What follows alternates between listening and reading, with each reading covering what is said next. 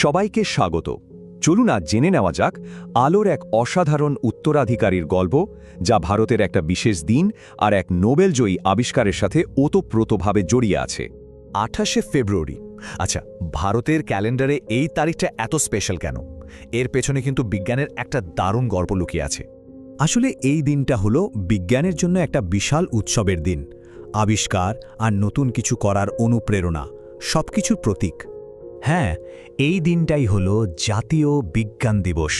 আচ্ছা, এটা কিন্তু 1987 সাল থেকেই পালিত হয়ে আসছে।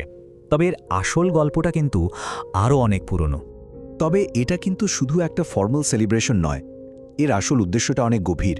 যেমন আমাদের দৈনন্দিন জীবনে বিজ্ঞানকে আরও বেশি করে নিয়ে আসা, বিজ্ঞানে ভারতের কি সাফল্য আছে সেটা সবার সামনে তুলে ধরা, আর সবচেয়ে বড় কথা, নতুন প্রজন্মকে গবেষণার দিকে আগ্রহী করে তোলা।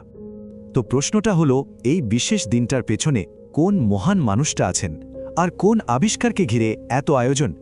এই সব কিছুর কেন্দ্রে যিনি আছেন, তিনি হলেন আমাদের মহান ভারতীয় বিজ্ঞানী স্যার চন্দ্রশেখর ভেঙ্কট রামন।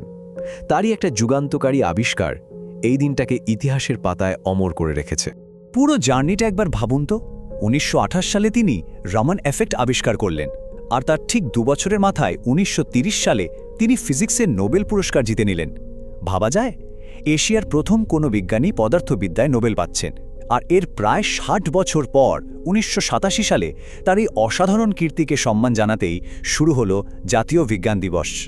কিন্তু কি এই রামান এফেক্ট, মানে আলোর ছড়িয়ে পড়ার মধ্যে এমন কি রহস্য তিনি খুঁজে পেয়েছিলেন? খুব সহজ করে বললে, রামান এফেক্ট হলো আলোর সাথে অণুর এক ধরনের কথা বলা। মানে, যখন আলো কোনো কিছুর মধ্যে দিয়ে যায়, তখন কিছু আলোর কণার স্বভাব বা শক্তি বদলে যায়।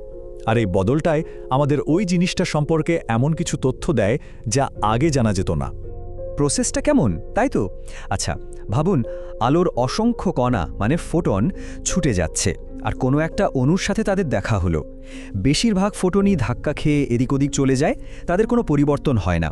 কিন্তু হাজারটার মধ্যে হয়তো একটা ফোটন তার নিজের কিছুটা শক্তি ওই অণুকে দিয়ে দেয়, অথবা অণু থেকে একটু শক্তি নিয়ে নেয়।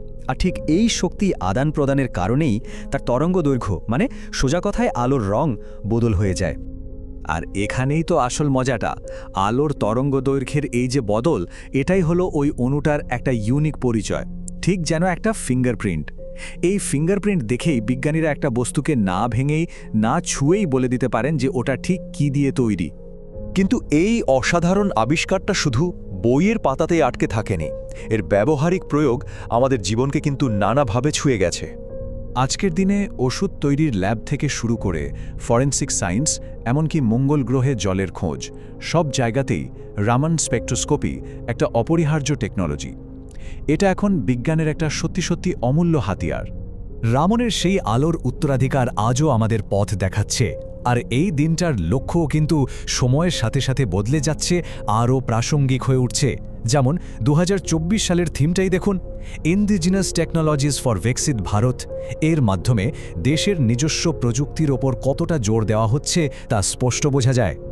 সবশেষে একটা প্রশ্ন রেখে যাই, স্যার সিভি রামনের আবিষ্কার যেমন একটা গোটা যুগকে বদলে দিয়েছিল, ঠিক তেমনই আজকের দিনে কোন আবিষ্কার বা কোন ভাবনা আমাদের ভবিষ্যৎকে নতুন করে সাজিয়ে তুলবে, এটা নিয়ে ভাবার অবকাশ রইল।